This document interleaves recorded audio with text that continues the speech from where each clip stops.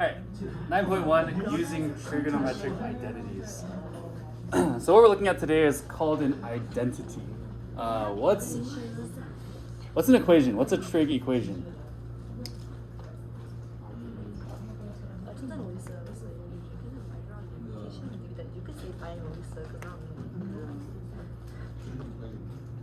Yeah. What is a trig equation?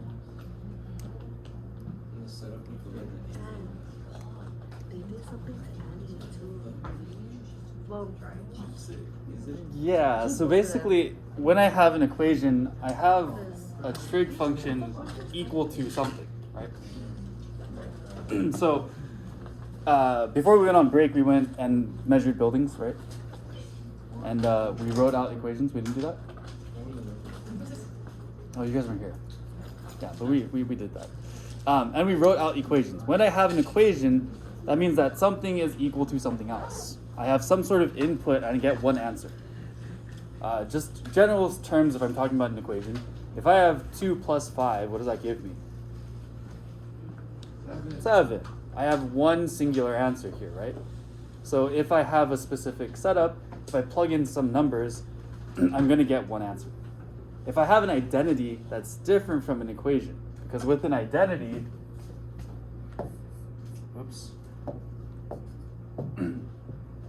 our identities are always true.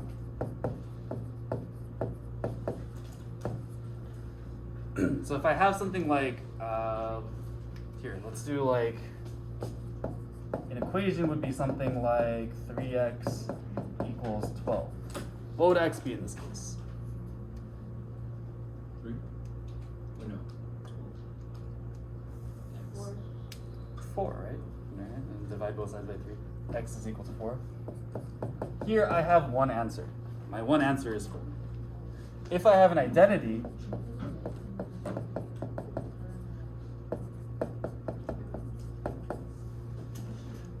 then it's always true. It's always equal to each other. No matter what number I plug in for x, it's always going to be true. If I plug in 0, then we get 0 equals 0.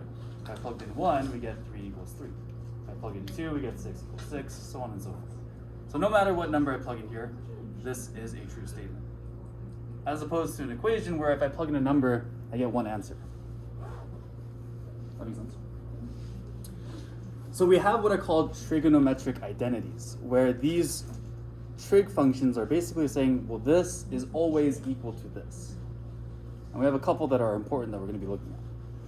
So we hopefully remember our reciprocal identities. When we wrote out those little flip chart thingies, we remember that sine has an inverse, right? What is the inverse of sine? Cosecant. So sine is the same thing as 1 over cosecant theta. These two equations are the same. These two trig functions are the same. And they always will be. What's the inverse of cosine? Secant. Sec. Cosine and secant are inverses of each other. And tangent is inverse with cot. Cotangent. And we can probably figure out the rest of this, right? These bottom ones would be 1 over sine theta.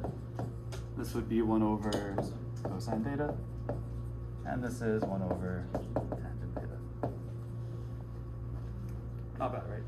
We kind of already knew these, hopefully. So I don't expect you guys to memorize all of this, but I do want you guys to at least remember what the 6 trig functions are and which ones are inverses of each other. So I feel like those are important. And we've been working with them for a while. So this is the easy part. Let's get into some of the more, I guess, the newer stuff. So tangent and cotangent. Way back when, we have this circle on a graph, and we talked about trig functions using this circle, using points on a graph, right? If I have a circle with a radius of 1, what happens is I have an x value of cosine and a y value of sine. So what that means is if I were to find the tangent of this triangle, tangent is opposite over adjacent, right? So looking at that angle, the opposite is sine, the adjacent is cosine. So we can rewrite tangent as sine theta over cosine theta. And these two are going to be equal to each other.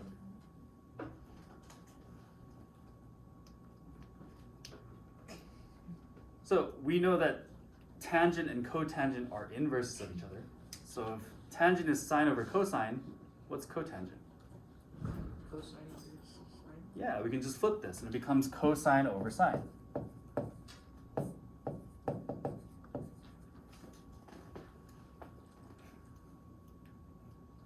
Not too bad, right? So we have our reciprocal identities where we can flip all these guys, and we have our tangent and cotangent identities.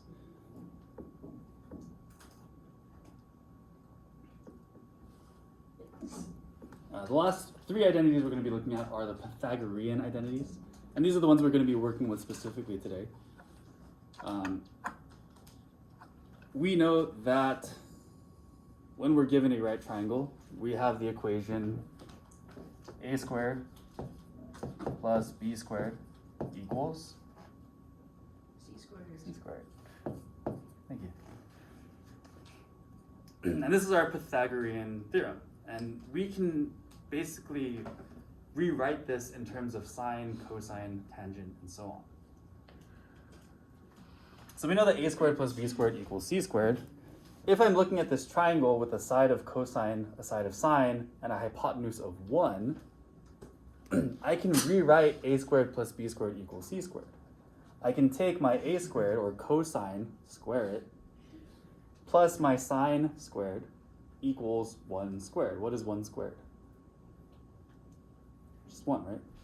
So this is a really important identity that we're going to be coming back to quite a bit. A squared is going to be cosine squared plus b squared is sine squared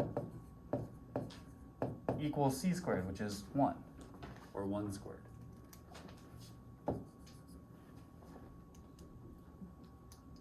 So all of these Pythagorean identities come from the Pythagorean theorem, come from our a squared plus b squared equals c squared.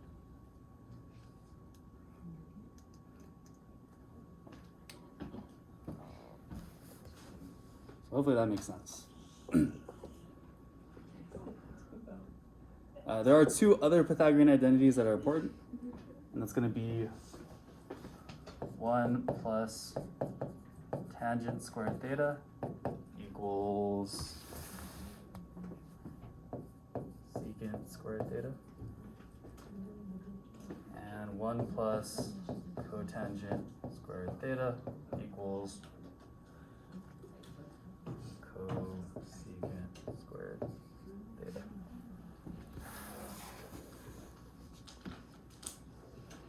And we can rearrange these however we like. If we wanted to solve for sine, we can subtract cosine. If we wanted to solve for tangent, we could subtract 1, so on and so forth.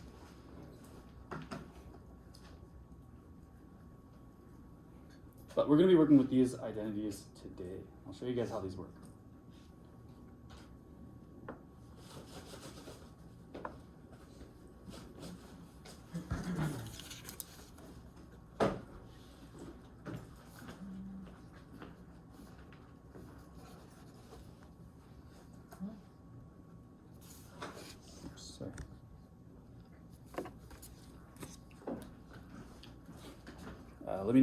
Let me know if you need a little more time to copy this down.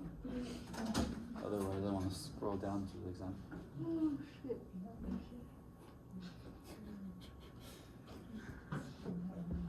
Oh.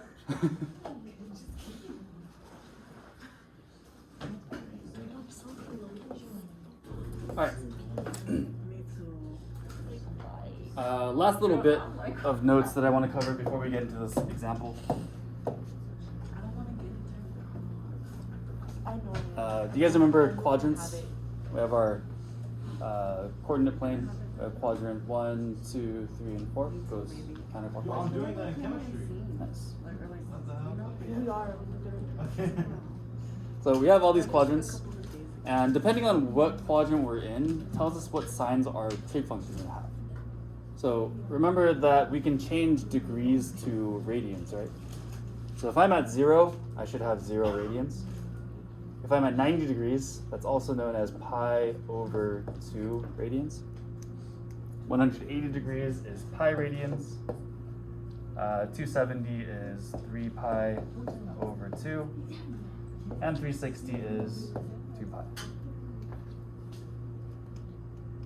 So radians, this is what it looks like. And depending on our quadrant, we have different signs for our functions. If we're in quadrant 1, that means that my x values are positive and my y values are positive. If I were to draw a triangle inside of this, then all the values would be positive, right? So that means that all my signs, or all my trig functions, sine, cosine, and tangent, will all be positive. Because if I were to write out a ratio, if I put a positive number over another positive number, it's going to be positive. And no matter what, because we're in this positive section, all of our numbers are going to be positive. If I look at the second quadrant though, we now have negative x values. So that's going to change some of these signs. So sine, cosine, and tangent, these are going to be positive, negative, and negative. And this is true for its inverses as well. So cosecant here would be positive, secant would be negative, cotangent would be negative.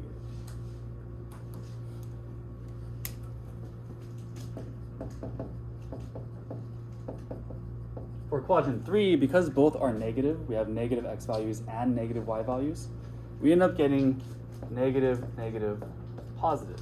We get a positive tangent because a negative divided by a negative makes a positive. And with quadrant 4, we get negative, positive, and negative. So these quadrants let us know what our signs are going to look like. And that's going to help us with the question that we're dealing with right now.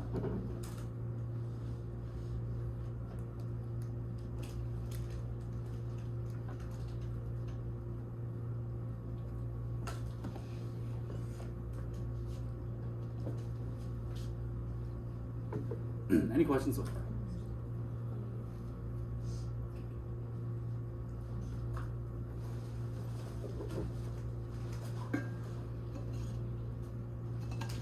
Doing okay? So let's look at an example, and hopefully this makes sense.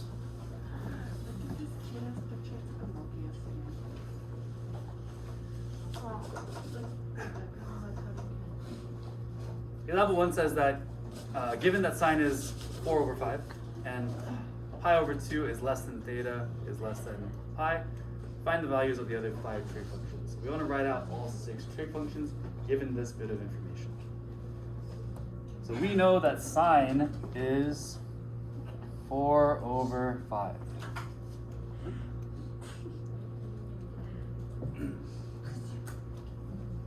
This also tells us that our triangle or our theta exists between pi and pi over 2. So if I'm between pi and pi over 2, which quadrant is that going to be in?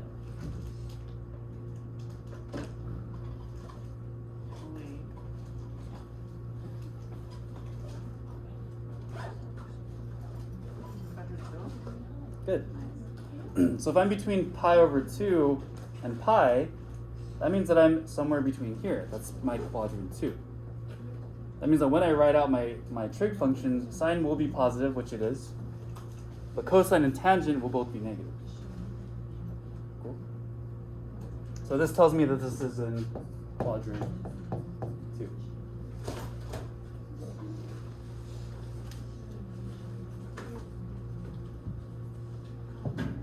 So we know that sine is, let me do this over here. We know that sine is 4 over 5.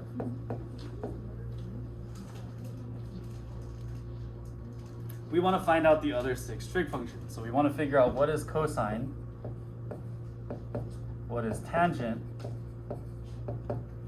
what is cosecant, what is secant, and what is cotangent. Well, we can write out cosecant right off the bat, yes? Cosecant is just the inverse. So what should cosecant be? 5/4. We just flipped that, right? Yeah. So now we want to figure out the rest of these guys.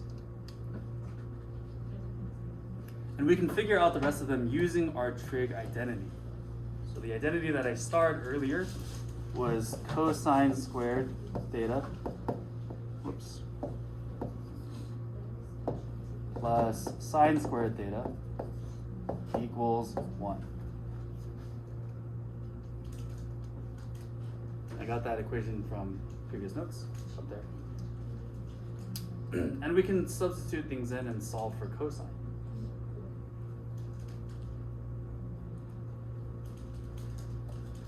So we can say that cosine squared theta plus, what is my sine? 4/5. I'm just going to plug in 4/5. And I'm going to square it because my sine value is being squared.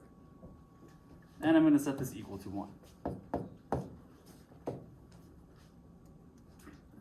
So far so good? So plugging in sine. Here's where it gets a little tricky. This is where your prior knowledge of radicals and addition, subtraction, and exponents all come into play. So hopefully you guys remember all these steps. Yeah. Maybe. So first thing I want to do is I want to square this. What is 4/5 squared? 4 squared is going to give me 16. And 5 squared is going to give me 25. So again, we still have cosine squared theta plus this is equal to 1. If I'm trying to isolate my cosine, what do I need to move over to the other side? Go to 16. Yeah, I want to move this fraction over to the other side. I can do that by subtracting, right? Subtract 16/25 on both sides of the equation to get my cosine by itself. So, minus 16/25, minus 16/25. Can I subtract 1 and 16/25? Remember that with fractions, I need a common denominator. Can I rewrite 1 to have a common denominator of 25? Yes. Yes. How would that be written? Absolutely. Remember that any number over itself is always 1, right? So like 2/2 is 1, 5/5 is 1. So if I did 25/25, that would also be 1. So I can say this is 25/25, and I'm subtracting 16/25. Does that make sense? So this part cancels out here. And I'm left with cosine squared is equal to, what's 25 minus 16?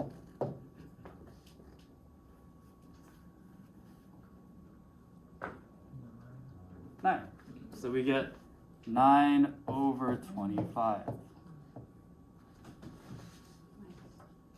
So far so good?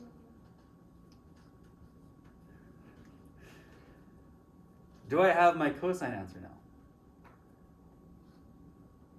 Not quite, because I have cosine squared. If I want to get rid of a square, I use the radical, the square root, yeah? So I'm going to square root both sides. I'm going to scroll this up just a little bit. And I get cosine is equal to, what's the square root of 9? 3. And the square root of 25 is 5. Does that make sense? So this is probably going to be the hardest part of what we're doing today.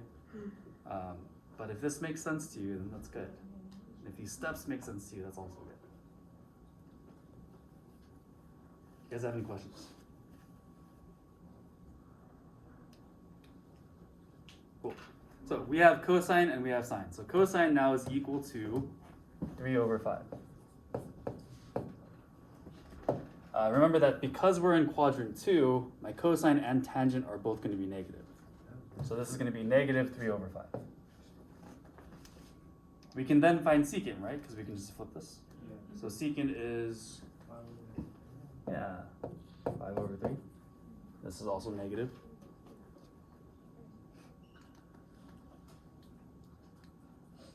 How do we find tangent? Can't you already just take the numbers you already have? Absolutely.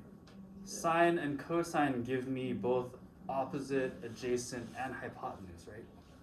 So remember, we have SOHCAHTOA.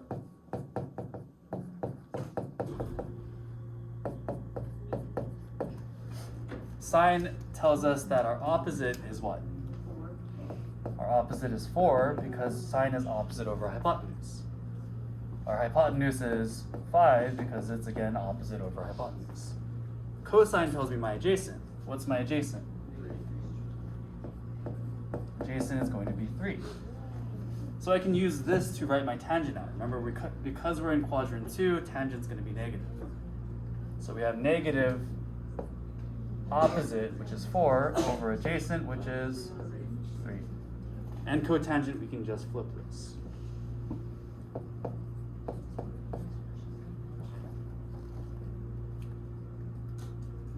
Time consuming, absolutely. Work is okay though. Math itself isn't super difficult, as long as you remember a lot of your math rules. You can use a calculator for most of this if you wanted to. Remember that Desmos allows you to work in fractions. You can press the little thing on the side, change it from decimals to fractions. So if you need to use your calculator for most of this, that's okay. You can use your calculator. Questions on this?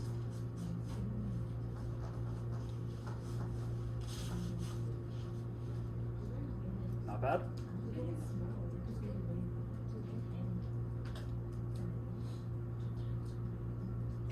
Cool. I think I want to call it here because I want to give you guys time to work on your assignment today. But I do want to cover one last thing. So, can I scroll up just a bit? Is this okay? So for this one, I'm gonna kind of just give you the answer here because I want to show you something. If I were to follow these same steps and plug in 1 over 6 as my cosine squared and solve for my sine, I end up getting, what do I get? Square root 35 over 6.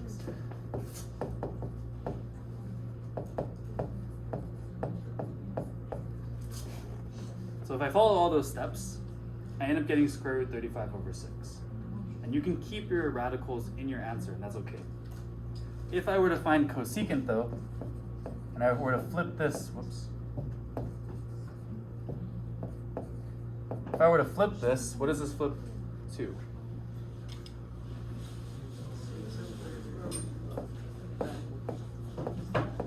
Can I have a radical in my denominator? No, so what do we do for our warm-up? How do we fix that? Yeah, we multiply by the square root of 35. So on the bottom, I'm left with 35. And on the top, we can just write these next to each other. So a couple of the questions on your homework today will involve you rationalizing the denominator. Just keep that in mind.